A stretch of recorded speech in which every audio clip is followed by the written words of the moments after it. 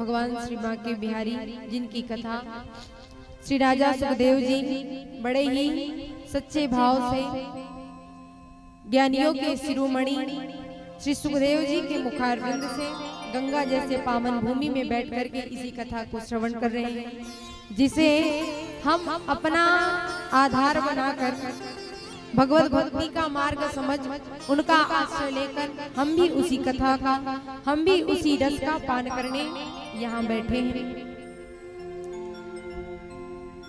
तो देखो, भगवान हरि की कथा, भगवान हरि की जो गाथा है वो तो आदि है, अनंत है, पहले भी, मध्य भी और अंत में भी, जिसका कभी भी छोर ना हो, जिसका कोई पता ना लगा पाए। हरि अनंत, हरि कथा अनंता, भगवान की कथा, भगवान की लीला, भगवान का भाव, भगवान का श्रृंगार सभी अनंत प्रकारों से इस भूमि में, इस धरा में विद्यमान है। लेकिन भक्तों को अपनी बुद्धि के हिसाब से जितना समझ में आता है उतना जनमानस तक पहुंचाने का जरूर कार्य करते हैं, ताकि उसको श्रवण करने के बाद, भगवत भक्ति प्राप्त करने के बाद भगवान की इस भागवत जी के इतने सारे कथाओं को देखो, हजारों कथा है इसमें, लेकिन हजारों कथा को कोई एक बार में ही पान नहीं कर पाएगा। इसके लिए बार बार उसे सुनना चाहिए, बार बार उनका चिंतन करना चाहिए, मनन करना चाहिए मन से, तब जाकर के भगवान के चरणों में आपकी भक्ति प्राप्त होती है। और जिसने भगवान के ऐसे सुंदर कथाओं का श्रवण नहीं किया मानव तन लेने के बाद भी, तो जिन हरि कथा सुने नहीं काना, श्रवण रंध्र वह भवन समान, उसका जो कर्ण है वो सर्प के भवन के समान माना गया। कि मानव की इस देह में आने के बाद भी अगर तुमने भगवान हरि की चर्चा का गुणानुवाद अपने कानों से श्रवण नहीं किया तो जाओ कहीं तुम्हारा जो कर्ण है, तुम्हारा जो कान है, वो एक सर्प के भवरे, सर्प के भवन, उसके घर के समान रहेगा। और हमारी तो बड़े ही सौभाग्य की बात है कि हमारा वो कर्ण उस प्रकार से नहीं है। भगवान ने जो हमें कर्ण दिया है, जो कार्य करने के लिए दो हाथ दिए हैं, उनके नामों का आश्रय लेकर के उनके नामों के ऊपर ताली बजाने के लिए, गुणानुवाद गाने के लिए मुख दिए, नेत्रों से दृश्य को देखने के लिए, भगवान के भाव को देखने के लिए सुंदर नयन दिए हैं। ऐसे बहुत सुंदर हमें रूप प्रदान किए हैं भगवान ने, और उन्हीं की कृपा के द्वारा ऐसे शुद्ध और पवित्र मन से हम एक नहीं हजारों बार भगवान की कथा को अगर सुने तो वो भी इस जीवन में कम ही है।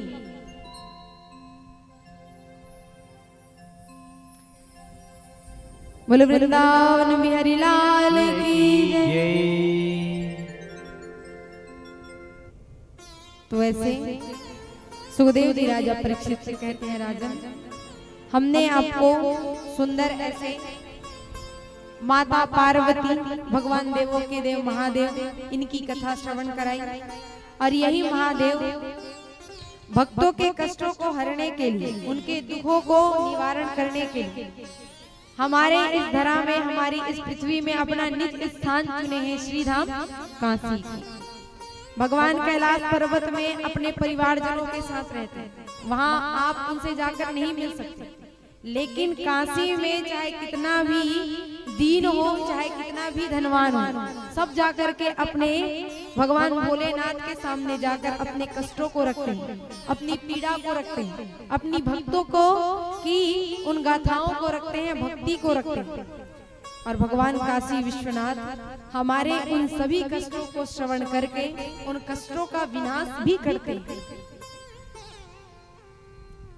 तो सुंदर भगवान श्री देवों के देव महादेव जी की कथा, उनकी कथा हमने श्रवण की बहुत सुंदर भावों के साथ कल इस मंच में।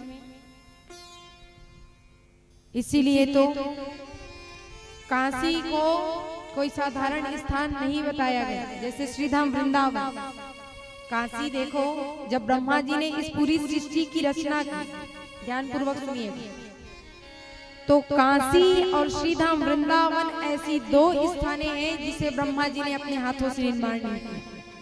स्वयं काशी को देवों के देव महादेव ने रचना की है, उनके द्वारा निर्माण किया गया है। और श्रीधाम वृंदावन ये ब्रज की अधिष्ठात्री देवी, ब्रज की किशोरी श्री राधा रानी के निज करों से निर्माण किया गया है। जब इस भूमि में द्वापर के युग को करने के लिए वो आ रहे थे, तो उन्होंने बिहारी जी से कहा था कि हे नाथ, हम आपके साथ वहां लीला करने के लिए जाएंगे तो सही, लेकिन 3 शर्त है। कौन कौन सी? ये तीनों जहां होती है हम वहीं पर रमण करती हैं। और एक है वृंदावन, दूसरा है माता यमुना जी कालिंदी, और तीसरा है श्री गिरिराज जी। तो ये 3 जहां होते हैं हम वहीं पर रमण करते हैं। तो भगवान ने कहा अगर आप यहाँ इस धरा में आ ही रहे हो तो हम इसकी कोई डुप्लीकेट कॉपी नहीं बनाएंगे। सीधे गोलोक धाम से जैसे वृंदावन है, जैसे यमुना महारानी है, जैसे श्री गिरिराज जी है, साक्षात इस भूमि में ला करके प्रकट कर दी। बोलिए श्री वृंदावन धाम की जय। तो वृंदावन का निर्माण ब्रह्मा जी ने नहीं, किशोरी जी ने अपने निज कर से किया। और वैसे ही काशी है जिसे इस पूरी सृष्टि में आनंद का वन कहा जाता है। आप किसी भी स्थान में चले जाओ, लेकिन काशी में जो आनंद मिलता है, भगवान कैलाशपति, भगवान देवों के देव महादेव, भगवान काशी विश्वनाथ जहाँ पर रमण करते हैं उसे आनंदवन कहा गया है। और इसी सृष्टि में मणिकर्णिका घाट को हरि क्षेत्र के रूप में जाना जाता है। मणिकर्णिका घाट काशी जाओगे तो 80 घाट पड़ता है, उसमें एक मणिकर्णिका घाट है जो सर्वश्रेष्ठ माना गया है। राजा हरिश्चंद्र की घाट, अलग अलग घाटें हैं वहां पे, जिसे स्वयं हरि का क्षेत्र माना गया है। तीर्थों का राजा कहा जाता है प्रयागराज को, और इसी तीर्थों के गुरु कहा जाते हैं श्री पुष्कर क्षेत्र को। ऐसे ही राजन भगवान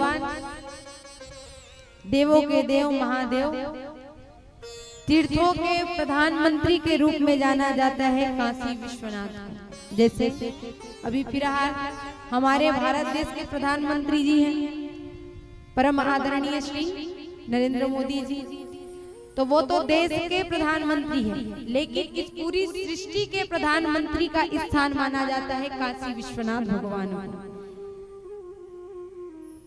तो ऐसे अलग अलग वर्णन श्री सुखदेव जी राजा परीक्षित को श्रवण कराने लगे, काशी की महिमा बताने लगे, भगवान महादेव की महिमा बताने लगे।